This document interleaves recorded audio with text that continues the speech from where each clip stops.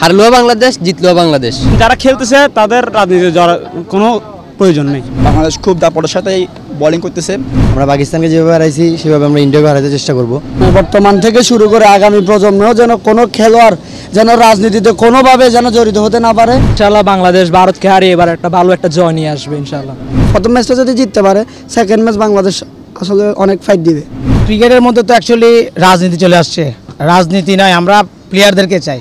বাংলাদেশ খুব দাপটের সাথেই বোলিং করতেছে এবং হাসান মাহমুদের খুব দুর্দান্ত বোলিংয়ের ফর্মে বাংলাদেশ খুব একটি ভালো প্রতিনিধিত্ব করতেছে এবং 6 উইকেট মেবি ইন্ডিয়ার এখন এই হাসান মাহমুদ দুর্দান্ত বোলিং করেছে এবং পাকিস্তান সিরিজের যে একটা ধারাবাহিকতা বাংলাদেশ টিমের ছিল এবং সেম ধারাবাহিকতা এখনও আমরা দেখতে পাচ্ছি।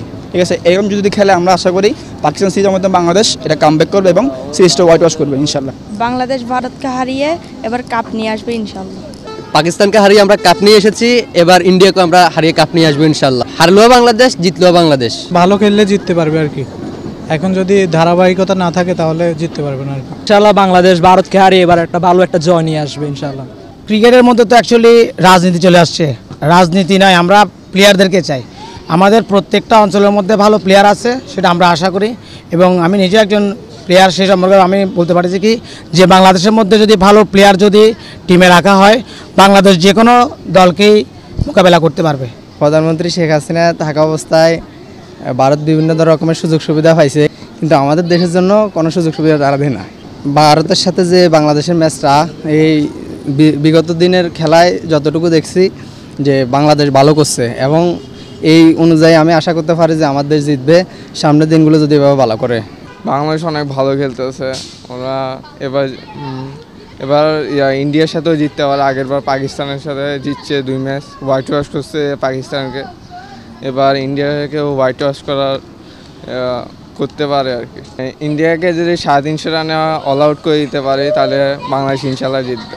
যে মনোবল নিয়ে ভারতে গেছে আমাদের বাংলাদেশ, ভারতের সাথে যদি ওই মনোবল নিয়ে খেলতে পারে, আশা করি ভালো কিছু হবে, ভালো সিরিজ একটা উপহার দিবে বাংলাদেশের দর্শকদেরকে, আমরা সেটা উপভোগ করব।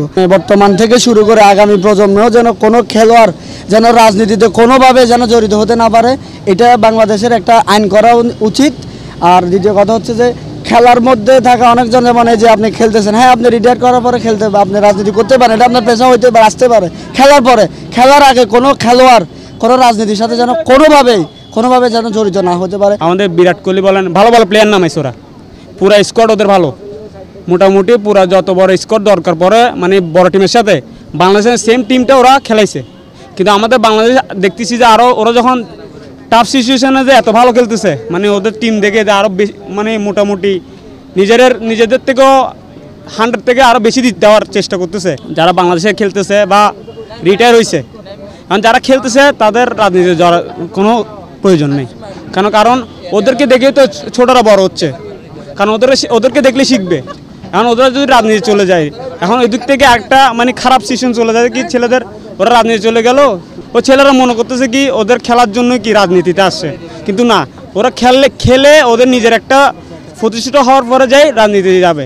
আমাদের থেকে ভারত অনেক উন্নত, বুঝছেন, উন্নত হলে কিন্তু খেলাটা কিন্তু ফাইটে যাবে।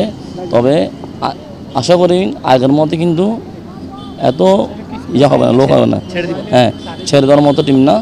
বর্তমানে ভারত একটু মতো আছে, বুঝছেন, যাতে পাকিস্তান মতো একটা টিমকে ওরা হারিয়েছে, বুঝছেন। তার কারণে ওরা দেখবেন যে এখন আতঙ্ক আছে, আমাদের দেশ উৎসাহিত আছে। আমরা পাকিস্তানকে যেভাবে হারাইছি সেভাবে আমরা ইন্ডিয়াকে হারাতে চেষ্টা করব। আমাদের বড়দের উপর তো এখন আমরা নির্ভরশীল, কেন গত ম্যাচে পাকিস্তানের বিরুদ্ধে দেখছি ভালো খেলছে ওরা।